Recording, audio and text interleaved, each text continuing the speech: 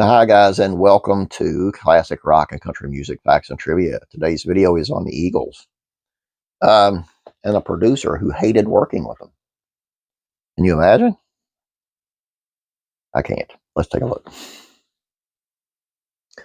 From the first time the Eagles entered the studio, they were still kids.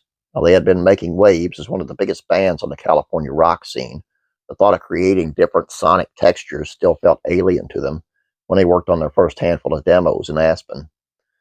Although the band struck gold in finding a record label, one of the giants of rock and roll production wanted nothing to do with them. Arriving on the scene while acts like Linda Ronstadt were making waves, Glenn Frey and Don Henley wanted to create a band that would blend different elements of country, rock, and R&B under one roof. While the band were told to return to the drawing board when they first signed with the music mogul David Geffen, they eventually got the opportunity of a lifetime when working with producer Glenn Johns. Having worked on artists like The Who and the Rolling Stones during his tenure, Johns admitted to not being impressed with the band until he heard their signature harmonies blend on tracks like Seven Bridges Road. Although songs like Take It Easy and Peaceful Easy Feeling came together flawlessly in the studio, Henley remembered having problems the minute he walked into the studio. Remembering the basic setup that Johns had for his drums, Henley told History of the Eagles he was used to recording John Bonham of Led Zeppelin. I told Glenn I wanted the bass drum louder, and he said, if you want it louder, hit it harder. And I hit it as hard as I could, but I couldn't get to sound like John Bonham. Once the band's sophomore album, Desperado, flopped, they wondered if Johns had their best interest at heart. Since he had worked with thunderous sounds of Led Zeppelin and the Stones, Henley thought that Johns was using them as a conduit to make mellow music than they wanted.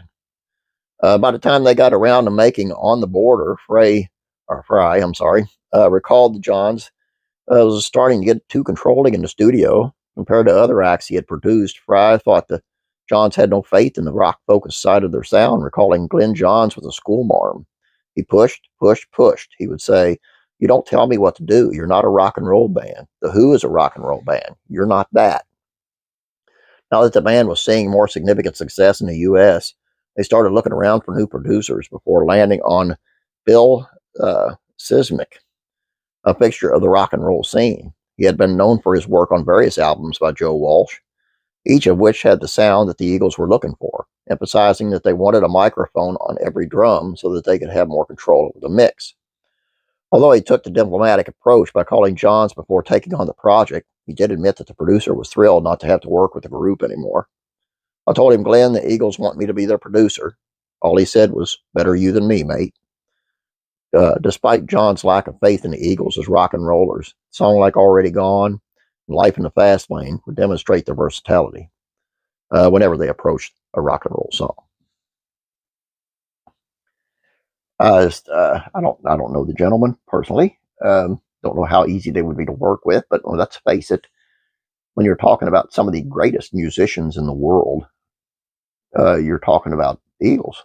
I mean, they were session musicians, for crying out loud. I mean, they were great musicians and harmonies to go on forever and ever. I just can't understand how anyone would not want to work with that. But then, it's like, someone out there for everyone. It's just a pain in the butt. And, except for me, I'm a pain in no one's butt. I'm just a huge butt. That's all I have for you. Hope you guys enjoyed this. Please don't forget about classic TV, facts, and trivia. Head on over there and check it out. Have a great day. God bless you. Please like this video. I'll be praying for you.